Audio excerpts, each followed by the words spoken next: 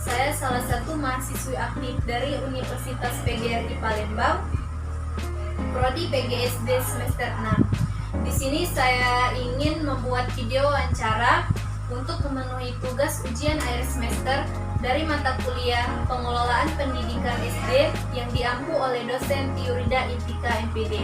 Di sini saya mewawancarai Ibu Ernawati SPD. Baiklah Bu, coba sebelum memulai wawancara, bolehkah Ibu memperkenalkan diri terlebih dahulu? Nama saya Ernawati.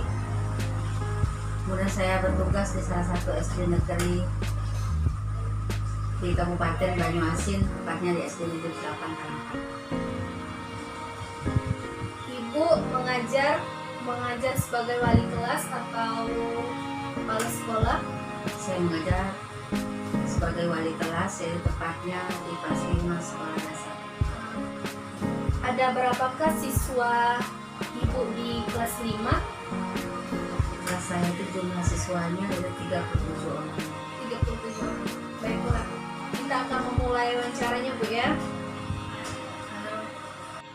Menurut Ibu, faktor apa saja yang menentu keberhasilan pengelolaan satuan pendidikan, khususnya di pendidikan di sekolah dasar? Menurut saya, faktor penentu keberhasilan di sekolah dasar yaitu yang pertama tenaga kependidikannya, kemudian sarana dan prasarana, kemudian pengelolaan. Menurut Ibu, apakah ada pengaruh kepemimpinan kepala sekolah terhadap kinerja guru dalam suatu sekolah, terutama tempat Ibu bekerja sekarang? Tentu saja, jadi faktor kepemimpinan itu sangatlah penting, terutama untuk membina para bawahannya. Jadi contohnya misalnya kepala sekolahnya kurang aktif, tentu bawahannya pun akan melihat cara kepemimpinan kepala sekolahnya. Jadi otomatis kepemimpinan itu sangatlah penting bagi bawahan untuk memotivasi serta untuk mencapai keberhasilan yang lebih baik. Berarti dari kepala sekolah Bu ya, agar tercapainya suatu sekolah itu baik atau tidak. Selama supervisi pendidikan di Indonesia memberi dampak yang signifikan untuk meningkatkan mutu sekolah pendidikan, bagaimana? Menurut saya benar bahwa supervisi itu sangatlah menunjang bagi keberhasilan pendidikan. Contohnya, misalnya kalau kita kurang pengawasan atau kurang pembinaan dari atasan, tentu saja kita akan terlena terhadap apa yang kita lakukan selama ini. Jadi dengan adanya bimbingan dari atasan, mungkin kinerja kita akan lebih baik lagi. Berarti agar kita supervisi pendidikan di Indonesia itu agar lebih baik dari atasannya Bu ya, agar kita membuat lebih baik lagi pembelajarannya. Menurut Ibu, apakah sistem pendidikan informasi pendidikan itu sangat berguna pada setiap sekolah, terutama saat sekolah diliburkan karena adanya wabah COVID-19? Tentu saja sangat berguna. Jadi sistem informatika itu sangatlah dibutuhkan, apalagi dalam masa-masa seperti saat sekarang ini. Jadi sistem informasi menurut saya itu sangatlah utama pada saat seperti pandemi COVID-19 sekarang ini. Berarti sangat berguna Bu ya, Ya. Sistem informasi apalagi saat wabah COVID ini. Terus menurut pendapat Ibu mengenai kurikulum saat ini tentang kurikulum Merdeka Belajar itu, apakah kurikulum tersebut akan efektif jika diterapkan di sekolah dasar? Kalau menurut saya sistem apa tadi? Kurikulum Merdeka Belajar, kalau untuk sekolah dasar saya rasa belum efektif. Karena apa? Anak-anaknya masih dalam usia yang sangat mudah dan ya perlu bimbingan dari orang yang lebih mengerti. Jadi mungkin proses belajar yang melalui dari itu sistem informatika itu tentunya belum efektif untuk anak-anak sekolah dasar, namun untuk jenjang-jenjang yang lebih tinggi seperti anak sekolah menengah pertama atau sekolah menengah atas mungkin sudah efektif. Berarti kurang efektif ya jika diterapkan kurikulum Merdeka Belajar untuk anak SD, karena anak SD itu belum terlalu mengetahui. Ya. Kalau di sekolah ibu kurikulum 13 sudah diterapkan atau belum? Sudah berjalan. Sudah berjalan. Sekitar 2 atau 3 tahun.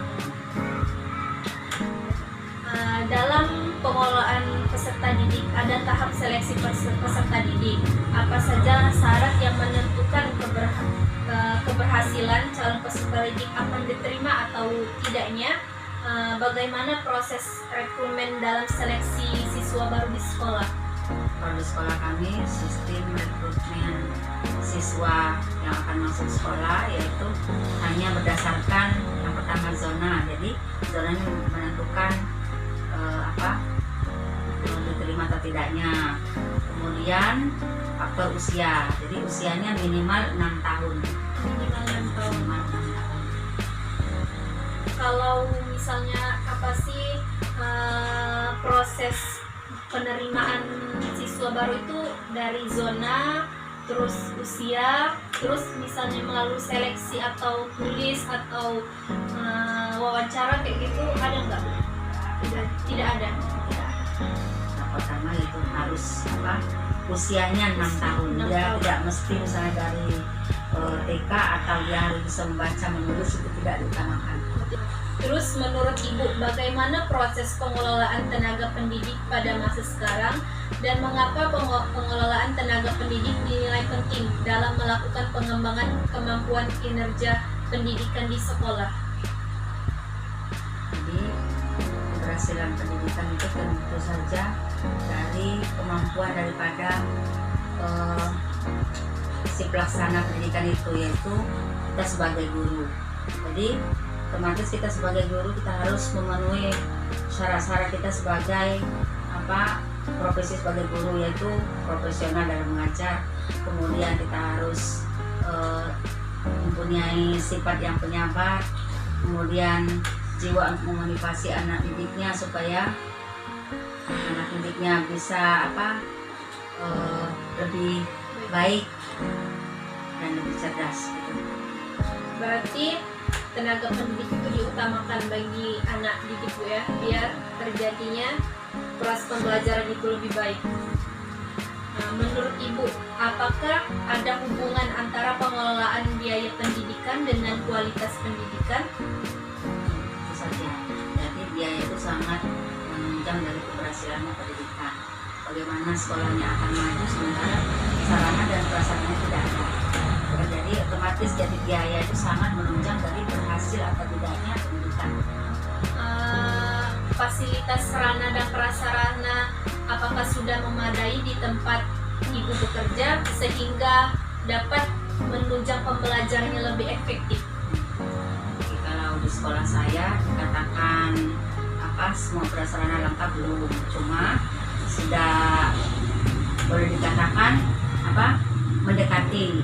Jadi terutama buku dari buku pelajaran sudah tepat dan sudah agak lengkap. Kemudian kegiatan yang ada di sekolah itu ada misalnya kegiatan ekstrakurikulernya, juga dari tenaga kependidikannya semuanya sudah sarjana.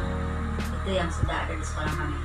Berarti fasilitas sarana dan prasarana sudah mendekati ke arah yang lebih baik, karena pasti ada kekurangannya Bu ya setiap sekolah.